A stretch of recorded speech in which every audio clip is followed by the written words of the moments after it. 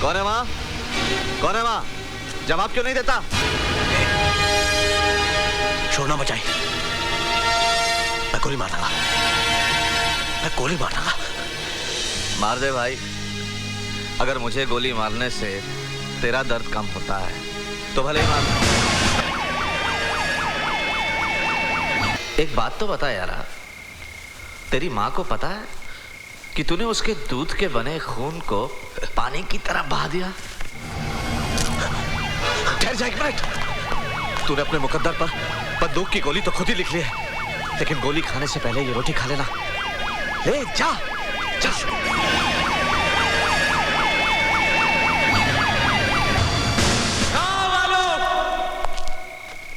एक आतंकवादी जो जख्मी है उसे किसी ने अपने घर में छिपा लिया है, उसे हमारे हवाले कर दो। मैं तुम्हें 10 मिनट का वक्त देता हूं। अगर हमने उसे ढूंढ लिया तो उस आतंकवादी के साथ साथ पूरे गांव को इसकी सजा मिलेगी। जनाब, जनाब, मैं इस गांव का सरपंच हूं। इस गांव में कोई भी गैर कानूनी काम नहीं करता है। अगर आप चाहें तो आप खुद एक एक घर की तलाशी ले सकते हैं। साले, मैं तेरे बाप का नौकर हूं जो जाकर खुद ढूंढूं? जाकर ढूंढ, वरना तुम सब मारे जाओगे। कैसे मारे जाएंगे?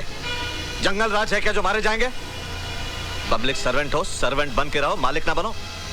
कानून हम भी जानते हैं। साले, मुझे कानून सिखा रहा है?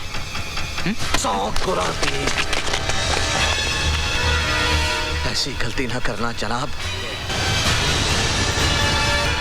जाओ, जाओ, सब अपने अपने घर जाकर सो जाओ।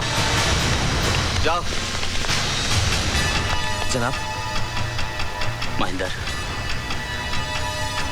इस पूरे गांव को आग लगा दो। चूहा अगर कहीं छिपा होगा तो बाहर निकल आएगा। आग लगा दो गांव में, और जो भी बीच में आए ढूंढ डालो।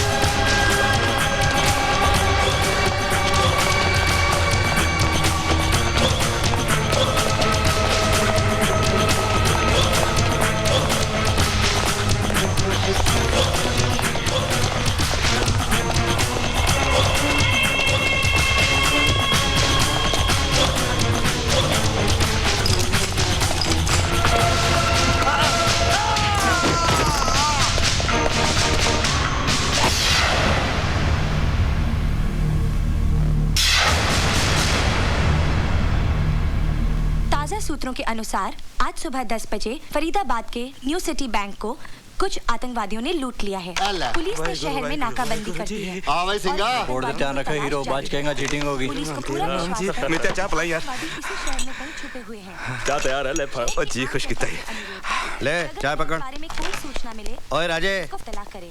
वीर जी मुझे डर लग रहा है। वीर जी मैं बंटी तो मुझे नहीं सारा दिन रुट जाने आप खेलते रहते। चल जल्दी कर दो, कितनी बार आना है? बड़ा लग। वीर जी मैं गिर जाऊंगी। नहीं मैं गुड़िया मैं हूं ना।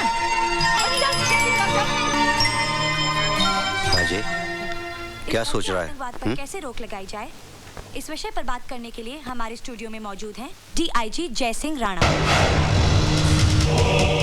डीआईजी साहब, जनता की शिकायत है कि कुछ मासूम लोगों ने पुलिस के जुर्म से घबराकर हथियार उठा लिए और आतंकवादी बन गए। आपकी क्या राय है? ये सरासर झूठ है, बकवास है। हाँ, मैं पूरे पुलिस फोर्स की जिम्मेदारी नहीं लेता, लेकिन जहाँ तक मेरा सवाल है, मैंने अपने 23 साल के करियर में आज तक कभी किसी निहत्थे के ऊपर हाथ नहीं उठाया। झूठ बोलता है, झूठ बोलता है। हजारा झूठ बोलता है, झूठ बोलता है।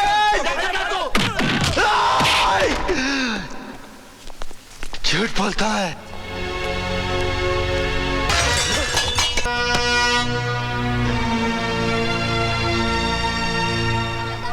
भैया बोल दो, भैया भैया हमारी बोल दो, भैया बोल दो ना, भैया बोल, भैया हमारी बोल दो।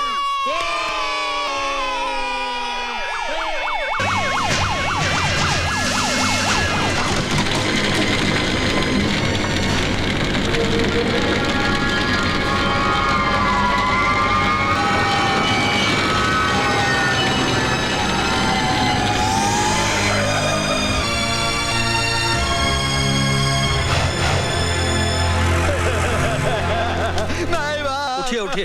मैं बाप मैं लुट गया, बर्बाद हो गया। मेरी 4 साल की लड़की इस आग में जलकर राख हो गई। मैं क्या करूं? कैसे लगी ये आग? ये आग कैसे लगी? अब क्या बताएं हुजूर, 6-7 आतंकवादी इस घर में छुपे थे। पुलिस ने उन्हें पकड़ने के लिए पूरी बस्ती में आग लगा दी। आतंकवादी तो मारे गए, लेकिन साथ में बस्ती के 4 लोग भी मारे गए। ये कैसा इंसाफ है सरकार? हमने तो कोई गुनाह नहीं किया। अब तो एक ही रास्ता बचा है, हम अपना घर-बार छोड़ के कहीं और चले जाएं। कहीं नहीं जाएंगे आप। ये घर आपका है, ये जमीन आपकी है, ये मिट्टी आपकी है। अपनी माँ को छोड़ कर जाएंगे आप? बंद कर अपना भाषण। ये जमीन हमारी है, ये मिट्टी हमारी है। अगर ये मिट्टी हमारी है तो हमें यहाँ जीने क्यों नहीं देते चैन से? तू उस वक्त कहाँ था जब इसी मिट्टी से बने इंसानों को मिट्टी में दफन किया जा रहा था? हमारी आंखों के सामने हमारे अपने जलकर राख हो गए। तूने कभी अपनी औलाद को जिंदा जलते हुए देखा है? मैंने देखा है, मैंने देखा है। अरे एक माँ अपने बच्चे को मरने के बाद भी जलते नहीं देख सकती, और मैंने उसे उसके बदले मैं क्यों नहीं मर गई?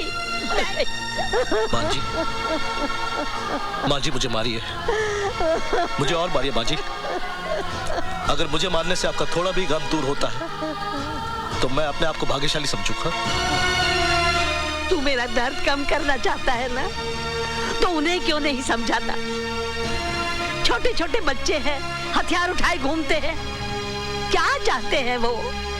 क्यों एक दूसरे की जान के दुश्मन बने हैं? तू उन्हें समझाएगा ना? मैं वादा करता हूँ माँ जी, मैं उनके पास जाऊंगा। हमारे अपनों के पास जो किसी वजह से हमसे नाराज हो गए हैं, रूठे हुए भाइयों को मनाऊंगा। और जब तक वो अपने घर वापस ना लौटे, मैं अपने घर वापस नहीं जाऊंगा।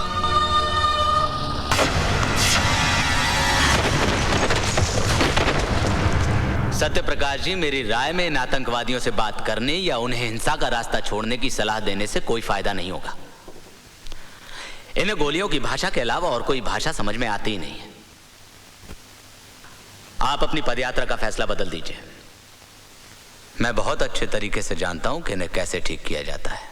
यह हमारा काम है, हमें करने दीजिए। डीआईजी साहब, आपका काम मैं बहुत अच्छी तरह से देख रहा हूं। सारी बस्ती जलकर राख हो गई, 4 मासूमों की जान गई, 7 पुलिस वाले मारे गए, कई लोग घर से बेघर हो गए, दहशत फैली हुई है चारों तरफ। सत्यप्रकाश जी, 6 आतंकवादियों को हमने मार गिराया है, ये शायद आपको मालूम नहीं। आज के हादसे के बाद 50 आतंकवादी और पैदा होंगे, ये शायद आपको मालूम। तो आप ही बताइए हम क्या करें? आप कुछ नहीं करेंगे,